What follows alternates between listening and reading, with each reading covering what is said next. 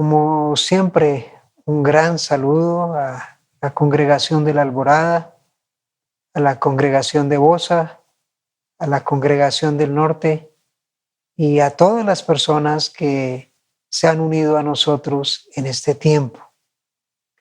Seguimos en nuestro estudio de la palabra del Señor ahí en el Evangelio de Marcos, en el capítulo 10.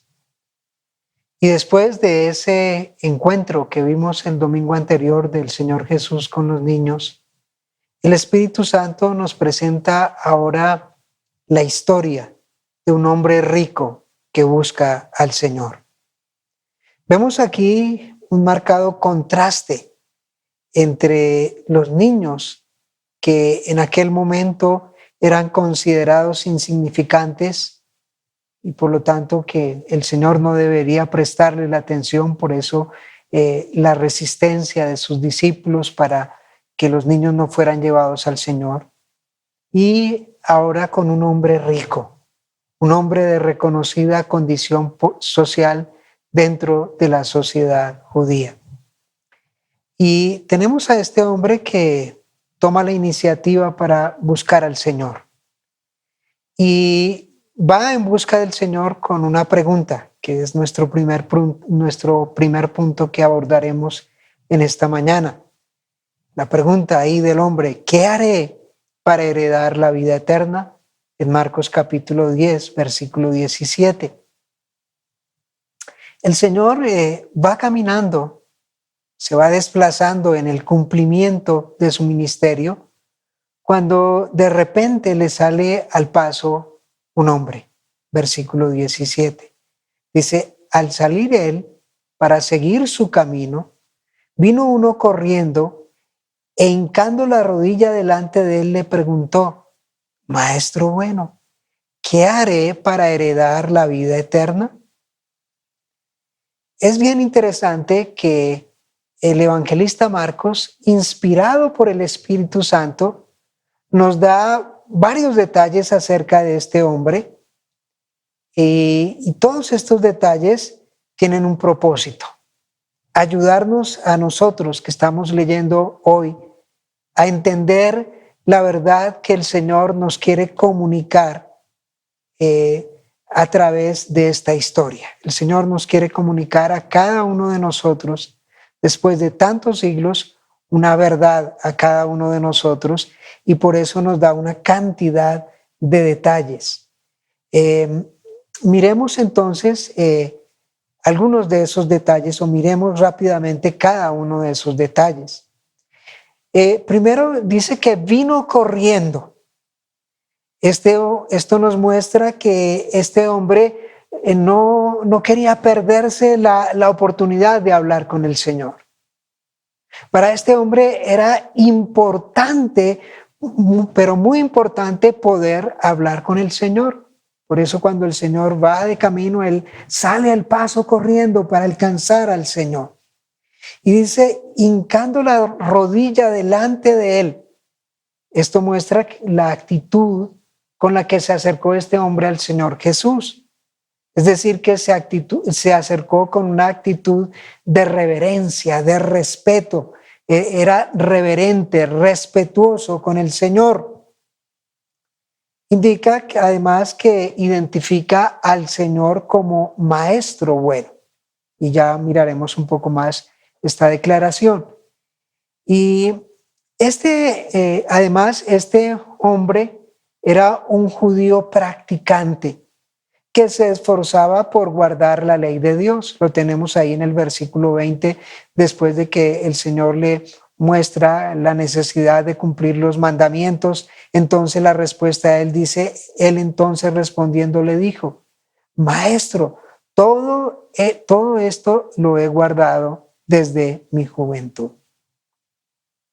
Además, el texto indica que era un hombre rico.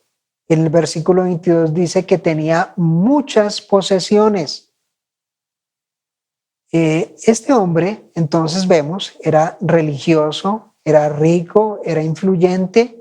Lucas 18:18, el pasaje paralelo, señala que era un hombre principal Y Mateo 19:20, el otro texto paralelo, nos dice explícitamente que era un joven, que era una persona joven. Entonces, notemos todas las cualidades que tenía esta persona que se acerca al Señor Jesús. Era religioso, era rico, era influyente y era joven. Y entonces esto desde la perspectiva humana, desde nuestra perspectiva, era una persona que lo tenía absolutamente todo en la vida. No le hacía falta nada. Era una persona con todas las condiciones necesarias para ser una persona completamente feliz. ¿Qué más podía pedir este hombre? Bueno, pero este hombre tenía una pregunta trascendental que no lo dejaba tranquilo. ¿Qué haré para heredar la vida eterna? A pesar de todos los privilegios que tenía, a pesar de su religiosidad, a pesar de su riqueza, de su influencia, de su juventud, de todas las oportunidades que tenía él, este hombre, frente a la vida, en lo más profundo de su ser sabe que algo le falta. Ahí está, algo le falta. Este hombre allá en lo más profundo de su corazón se siente insatisfecho. Por esta razón, no, cuando sabe que el Señor Jesús está, no duda en salir corriendo al encuentro del Señor para preguntarle, ¿qué haré? ¿Qué haré para heredar la vida eterna? Y ante esta inquietud, entonces el Señor confronta a este hombre. Ahí nuestro segundo punto. El Señor confronta al hombre. Y observemos cómo es que el Señor lo confronta. Mire, el Señor primero le llama la atención por la declaración que acaba de hacer, maestro bueno. Noten ahí el versículo 18. Jesús le dijo, ¿por qué me llamas bueno? Ninguno hay bueno, sino solo uno, Dios. Bueno, y entonces esto nos lleva a plantearnos una pregunta. ¿Por qué el Señor llama la atención de este hombre si está en lo cierto? ¿Por qué el Señor le llama la atención? ¿Por qué el Señor le llama la atención si el Señor precisamente es el maestro por excelencia, el maestro bueno, porque Él es Dios mismo? ¿Por qué el Señor no le dijo, bien has dicho? Bueno, el Señor le llama la atención del hombre, porque este hombre no consideraba que el Señor fuera realmente Dios. Este hombre no estaba viendo o no estaba identificando en Jesús a Dios, sino que consideraba al Señor como un maestro más, entre tanto, sí, un maestro bueno, pero un maestro más. Es decir, que este hombre estaba haciendo un uso superficial del término bueno, el cual solamente debe ser aplicado a Dios, porque como lo dice la Escritura allá en el Salmo 142, versículo 3, y que cita, texto que se cita en el Nuevo Testamento por el apóstol Pablo, dice allá en el Salmo 142, 3, no hay quien haga lo bueno, no hay ni siquiera uno. Pero este hombre le dice al Señor, maestro bueno. ¿Y por qué hay otra razón? No tanto porque identificara o vieran la trascendencia del término bueno e identificaran el Señor Jesús a Dios, sino que no solamente llama al Señor bueno, sino que Él mismo se consideraba como un hombre bueno, porque en apariencia estaba cumpliendo con toda la ley de Dios. En segundo lugar, el Señor responde a esta pregunta planteada por el hombre: ¿qué haré para heredar la vida eterna? Ahí en el versículo 19, mire, el Señor le dice: Los mandamientos sabes. No adulteres, no mates, no hurtes, no digas falso testimonio, no defraudes, o también esto es el equivalente a no codicies. Honra a tu padre y a tu madre. El Señor, de esta forma, quiere llevar a este hombre para que se examine, no a la luz de lo que él piensa, sino que se examine a la luz de la ley de Dios.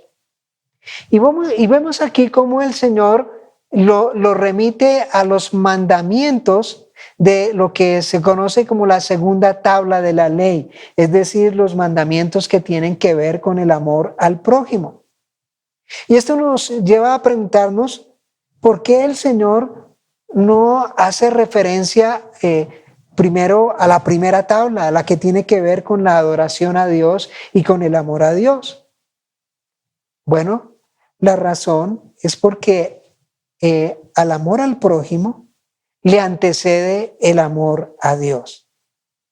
Si no honramos a Dios, si no amamos a Dios como Él lo demanda, entonces no podremos amar a nuestro prójimo como Él lo demanda. El amor al prójimo presupone el amor a Dios. Entonces, cuando el Señor le lleva a este hombre frente a la segunda tabla de la ley, está presuponiendo que este hombre, o presuponía que este hombre cumplía la ley de Dios, o que si respondía afirmativamente significaba que también estaba cumpliendo los primeros mandamientos que tienen que ver con el amor a Dios y con la adoración a Dios. Y ante este autoexamen que el Señor le plantea, tenemos en tercer lugar que el hombre responde que todo lo ha hecho bien. Este hombre responde inmediatamente al Señor Jesús que todo lo ha hecho bien. Observemos, versículo 20. Él entonces respondiendo le dijo: Maestro, todo esto lo he guardado desde mi juventud. Este hombre no considera haber fallado en lo más mínimo en el cumplimiento de todos y cada uno de los mandamientos de la ley de Dios. Él está plenamente convencido de que todo lo está haciendo bien. Él está convencido de su propia justicia y bondad y que por lo tanto es merecedor de heredar la vida eterna.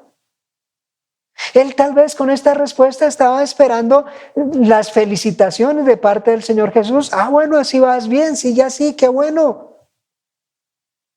Pero lo cierto es que absolutamente ninguna persona puede ser justificada mediante la ley.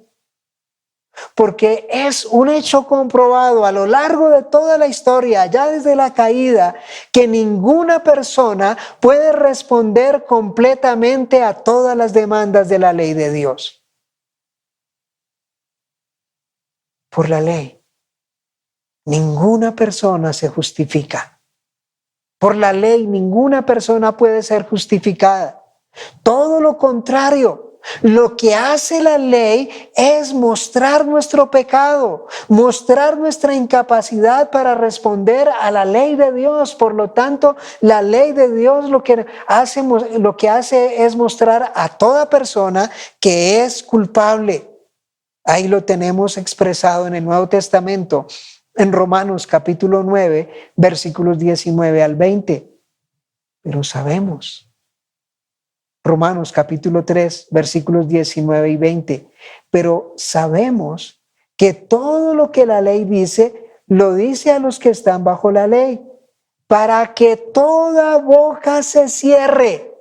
Ahí está, toda boca se cierre. Ninguno puede decir, yo he cumplido la ley. No, para que ninguno pueda decir, yo soy justo, para que toda boca se cierre y todo el mundo quede bajo el juicio de Dios. La ley nos muestra que somos culpables y que por lo tanto merecemos el justo juicio de Dios. Y añade versículo 20, y que por las obras de la ley Ningún ser humano, ahí está, ningún ser humano será justificado delante de él, porque por medio de la ley es el conocimiento del pecado.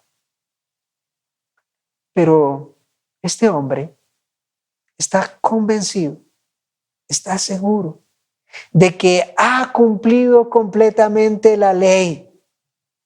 Entonces el Señor, ante la seguridad que tiene este hombre de su propia justicia, de su propia bondad, entonces el Señor le dice, una cosa te falta, una cosa.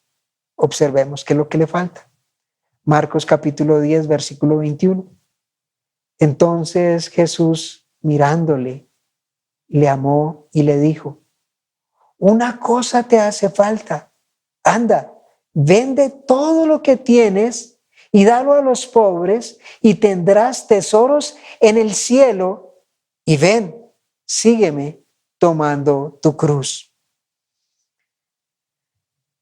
Lo que primero podemos ver aquí es que esta exhortación, esta demanda radical del Señor, está motivada en el amor del Señor por este hombre. Dice que viéndole le amó. Porque el Señor le ama, le dice la verdad. Porque el Señor le ama, le muestra su pecado. Porque el Señor le ama, no quiere que este hombre siga engañado.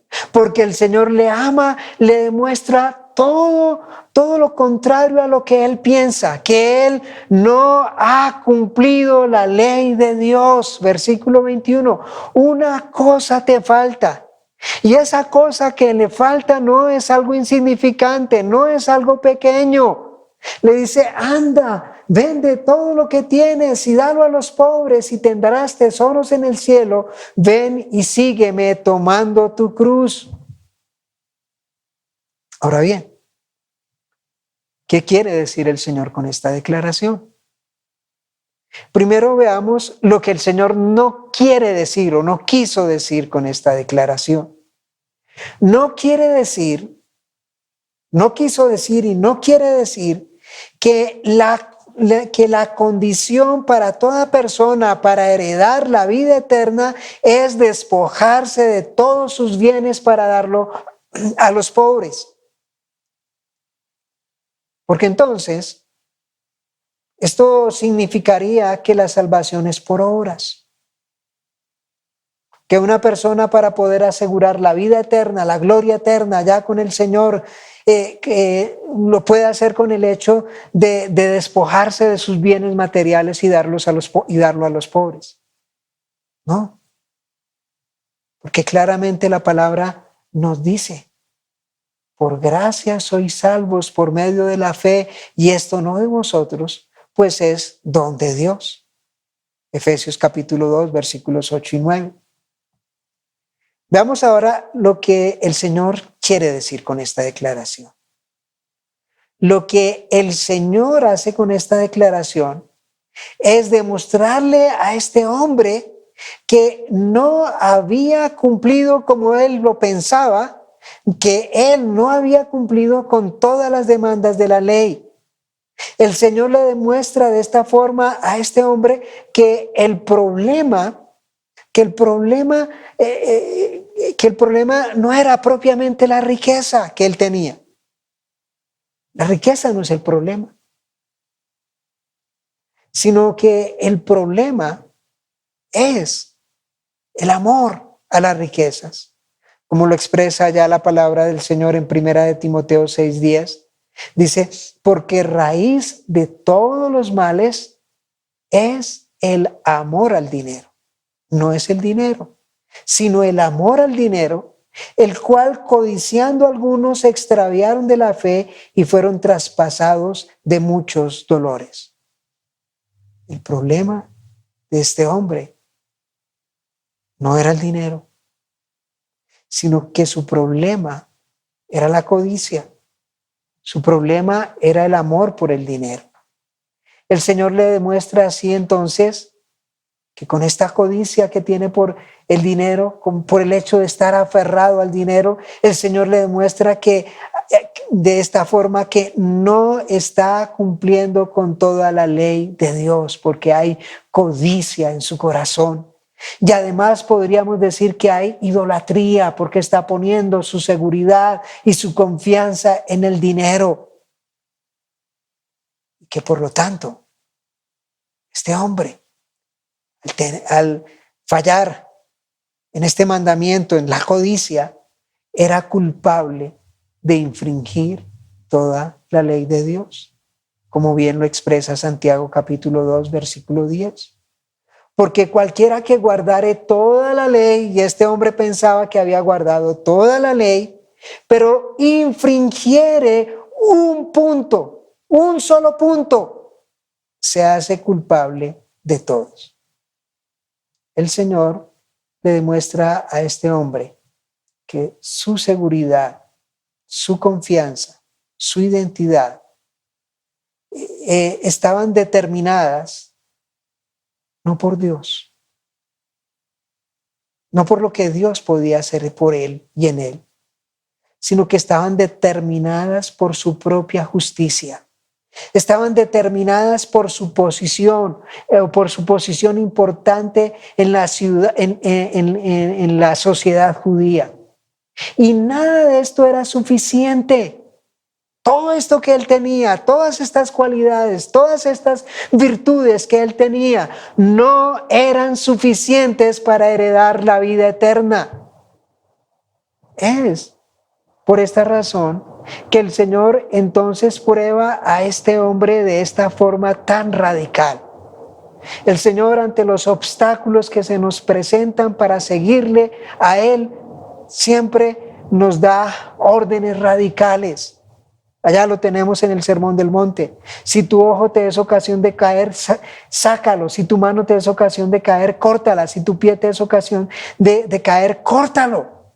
Y aquí entonces el Señor le da precisamente un mandato radical a este hombre. Dice, una cosa te hace falta. Aquí el Señor probando su corazón, el corazón de este hombre. Una cosa te hace falta. Anda, vende todo lo que tienes y dalo a los pobres y tendrás tesoros en el cielo. Y ven y sígueme tomando tu cruz. Es importante notar que la condición, que la única condición aquí no es despojarse de todas las riquezas, sino que hay una condición más. Y le dice el Señor, despójate de todas tus riquezas y dale a los pobres. Pero hay una condición más. Dice, ven y sígueme tomando tu cruz. Ahí está la otra condición.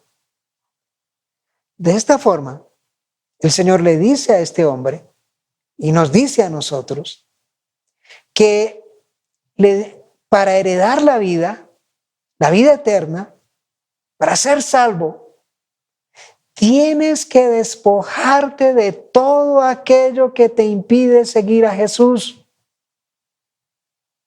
¿Cuál es tu obstáculo hoy para seguir a Jesús?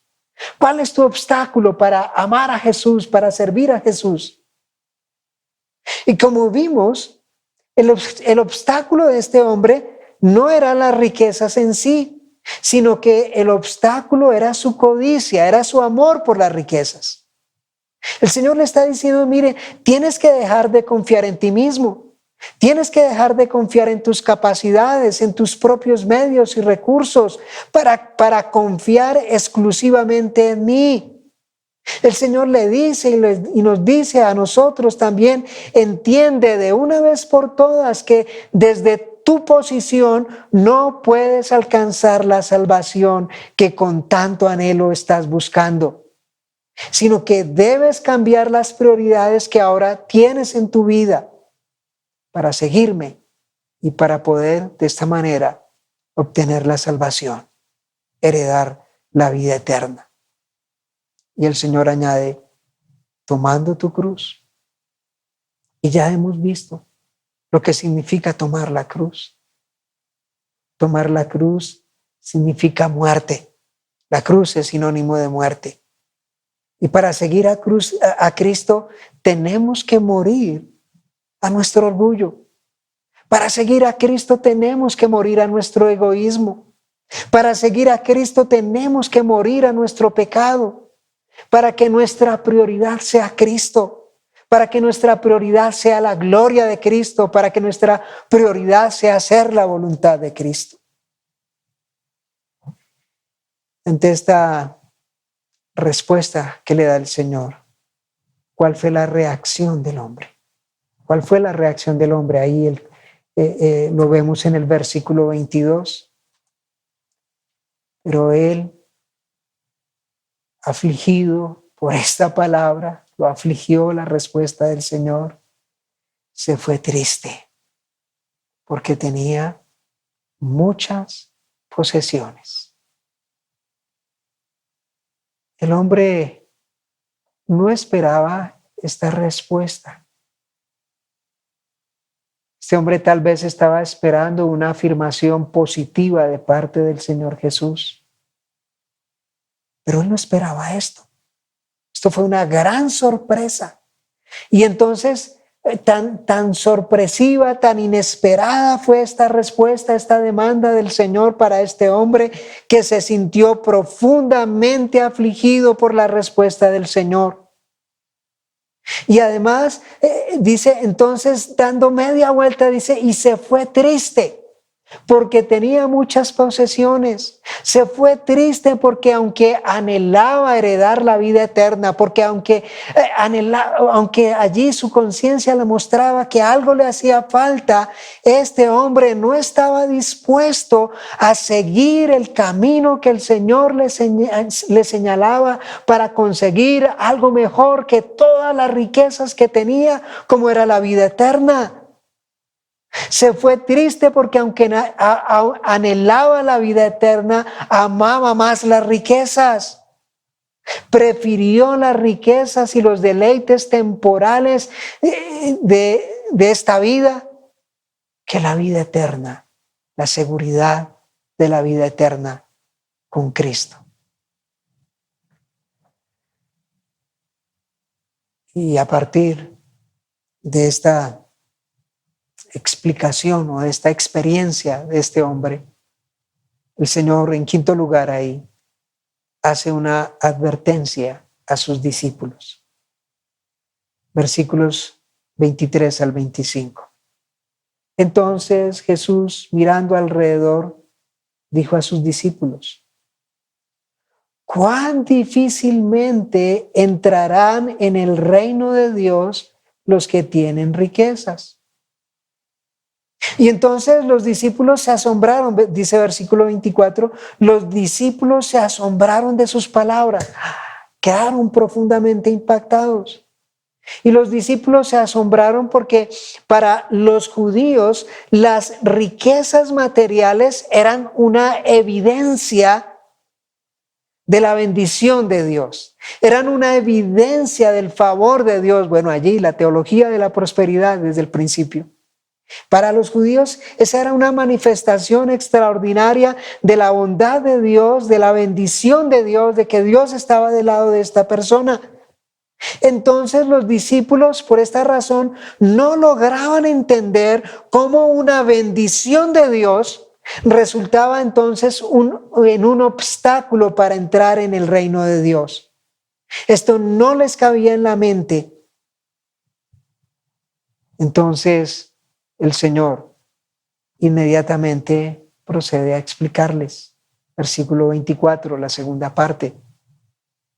Pero Jesús respondiendo, volvió a decirles: hijos, cuán difícil es entrar en el reino de Dios a los que confían en las riquezas. El Señor explica nuevamente que el problema no son las riquezas en sí. Este no es el problema. Este no es el obstáculo real. Sino que el problema está en nuestro corazón. Ahí ese es el problema real, ese es el obstáculo real. Recordando el texto allá de 1 Timoteo 6:10, raíz de todos los males no es el dinero, sino raíz de todos los males es el amor al dinero.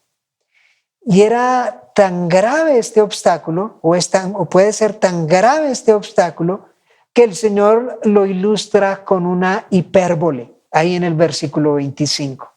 Dice, más fácil es pasar un camello por el ojo de una aguja que entrar un rico en el reino de Dios. Es imposible que un camello pueda pasar por el ojo de una aguja.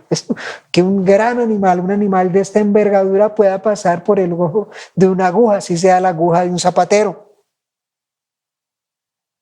Pero lo que el Señor dice acá, es más factible que esto pueda suceder,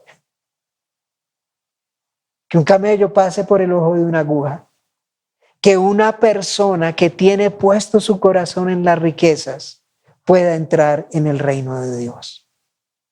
El Señor muestra de esta forma que la salvación no es posible en los recursos del hombre, por grandes que estos puedan ser, sino que la salvación únicamente es posible a través de Cristo. Allá lo expresa la palabra del Señor en Hechos capítulo 4, versículo 12.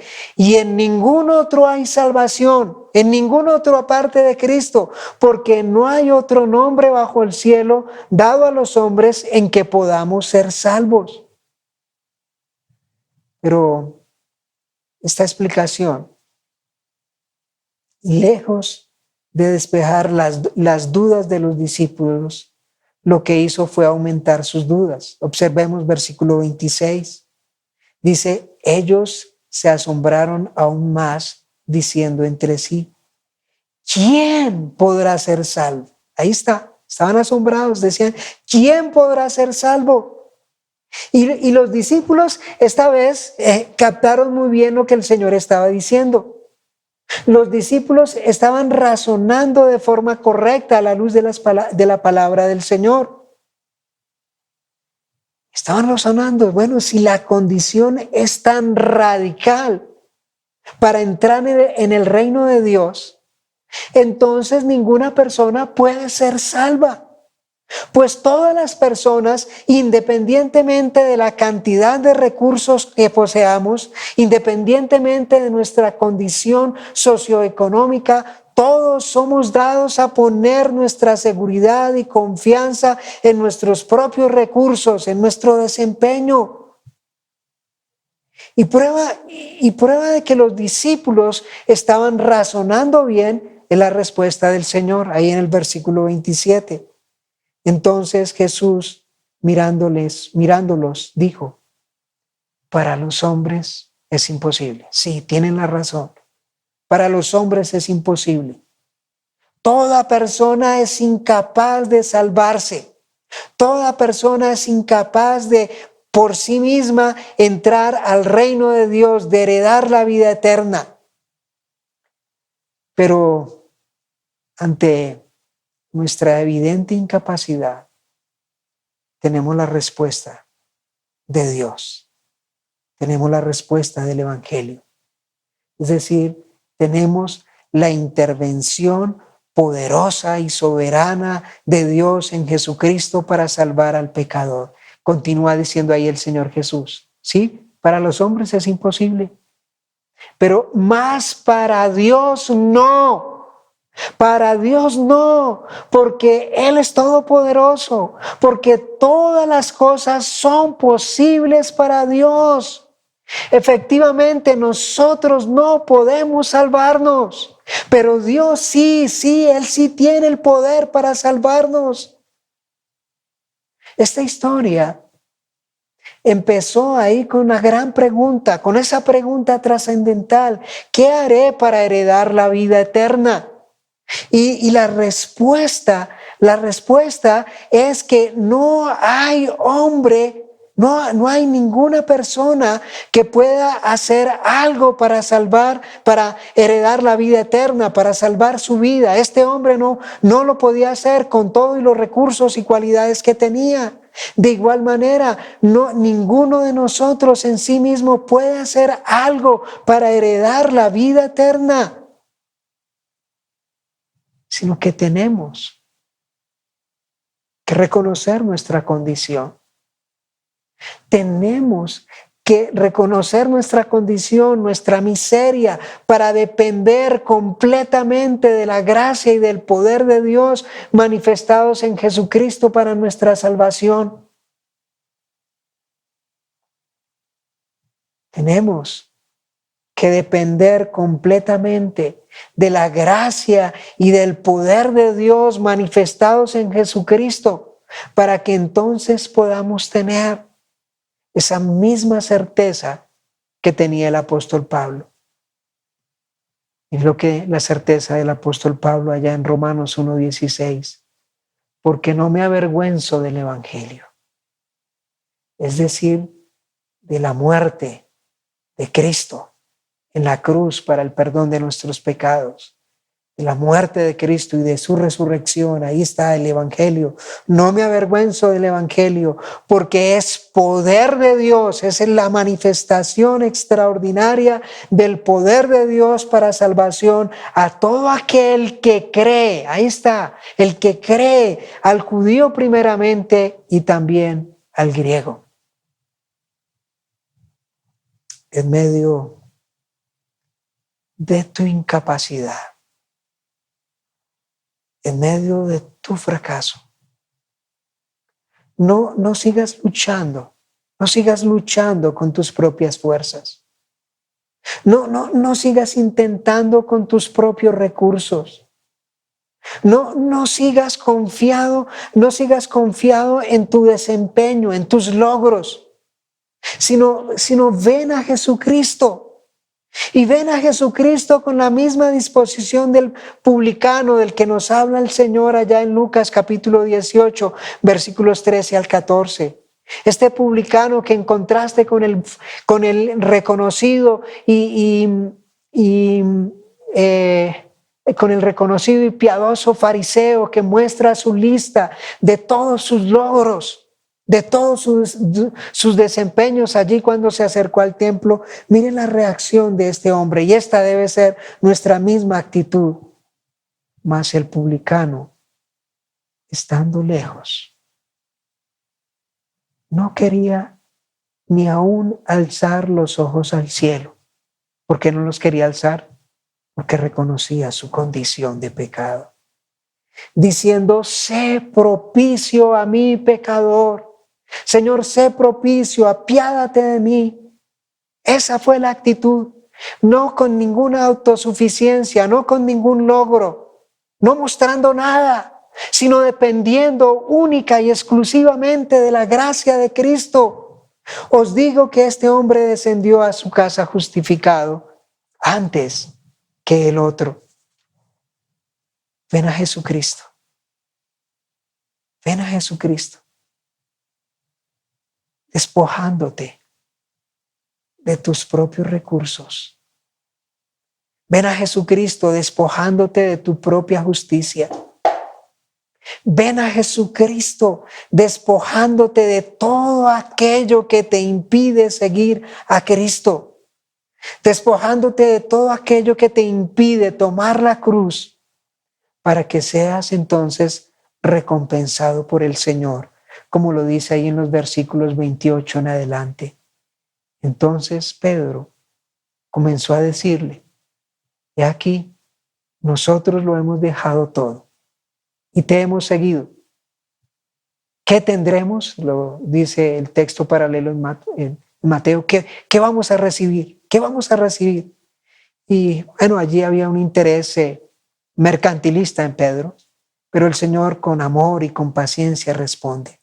Respondió Jesús y dijo: de cierto os digo que no hay ninguno que haya dejado casa o hermanos o hermanas o padre o madre o mujer o hijos o tierras por causa de mí y del evangelio, que no reciba 100 veces más ahora en este tiempo casas, hermanos, hermanas, madres, hijos y tierras, con persecuciones, con aflicción, y en el siglo venidero la vida eterna. Y acá esto no se refiere a riquezas materiales, sino que el Señor está diciendo que cuando dejamos todo para seguir a Cristo, tenemos un tesoro más grande. Él nos da un tesoro más grande. Y ese tesoro más grande es Cristo mismo y su iglesia. Cristo y su iglesia. Ese es el gran tesoro. Esas son las casas, esos son los hermanos, esas son las hermanas, esos son los padres. Ahí la riqueza que el Señor nos da por seguirle. Oremos. Señor, ayúdanos a examinarnos a cada uno de nosotros a la luz de esta palabra. Y rogamos que por tu Espíritu podamos identificar nuestra similitud en alguna medida o en gran medida con este hombre rico, con este hombre religioso, con este hombre influyente, con este hombre que estaba aferrado a lo temporal, a pesar de que anhelaba la vida eterna. Oh Señor, rogamos porque nosotros podamos despojarnos de aquello que en lo más profundo de nuestro corazón nos impide seguirte, de aquello que en lo más profundo de nuestro corazón nos impide obedecerte, de todo aquello que nos impide precisamente renunciar, morir a nuestro egoísmo, morir a nuestra codicia, morir a nuestro orgullo, morir a nuestro pecado. Oh Señor, rogamos porque nuestra confianza, nuestra esperanza, nuestra seguridad estén puestas únicamente en Jesucristo. Líbranos, Señor. Líbranos como este hombre rico ante esta palabra tuya, dar media vuelta para marcharnos lejos de ti. Te lo rogamos, Señor, en el nombre de Jesús. Amén.